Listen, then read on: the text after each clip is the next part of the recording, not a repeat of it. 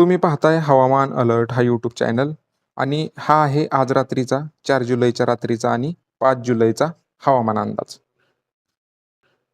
सर्वप्रथम महाराष्ट्राच्या जवळून जर पाहायचं गेलं सध्या तर इकडे भंडारा, वर्धा, नागपूरच्या उत्तर भागात मध्य प्रदेशला लागून मेघगर्जनेसह पावसाचे ढग आहेत. या भागात पाऊस सक्रिय असेल. पालघर, ठाणे, मुंबई, रायगडकडे मध्यम ते मुसळधार पावसाचे ढग सक्रिय आहेत. याही भागात पावसाचा अंदाज आज रात्रीसाठी राहील. मुसळधार पावसाची शक्यता.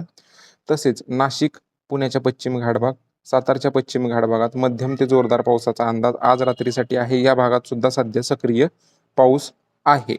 नंदुरबार, धुळेकडे हलका मध्यम पाऊस सक्रिय आहे. छत्रपती संभाजीनगर, अहिल्यानगरकडे सुद्धा मध्यम पावसाच्या सरी सध्या सक्रिय आहेत. इकडे अकोल्याच्या काही भागात मेघगर्जनेसह पावसाचे ढग सध्या सक्रिय आहेत. लातूर, नांदेडकडे सुद्धा मध्यम तर एका दुसऱ्या ठिकाणी जोरदार पावसाचे ढग सध्या सक्रिय आहेत.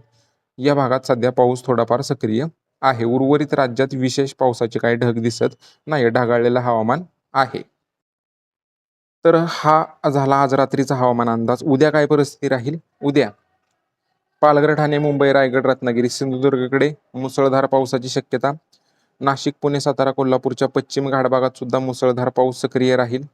यानंतर विदर्भात गोंदिया, भंडारा, नागपूर, वर्धा तसेच इकडे अकोला, बुलढाणा, जळगाव, धुळे, नंदुरबार हा जो पट्टा आहे या भागातून जो हा भाग आहे अमरावती, वर्धा, नागपूर, भंडारा, गोंदियाकडे मध्यम ते जोरदार पाऊस.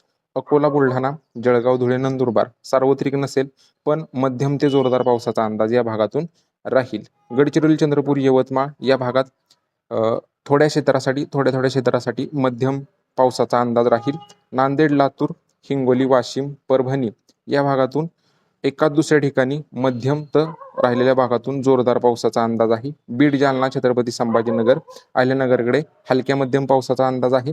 नाशिक, पुणे, सातारा, कोल्हापूरचा, सांगलीचा जो पश्चिम, मध्य आणि पूर्व भाग आहे या भागातून हलक्या मध्यम रिमझिम सरी सक्रिय राहतील. सोलापूर, धाराशिव जिल्ह्यात सार्वत्रिक पाऊस नसेल, ढगाळलेलं हवामान राहील. कुठेतरी मध्यम तर काही भागात जोरदार पावसाचा अंदाज राहील. सार्वत्रिक पाऊस सोलापूर आणि धाराशिव जिल्ह्यात नसेल, तसेच नांदेड आणि लातूर जिल्ह्यात सुद्धा.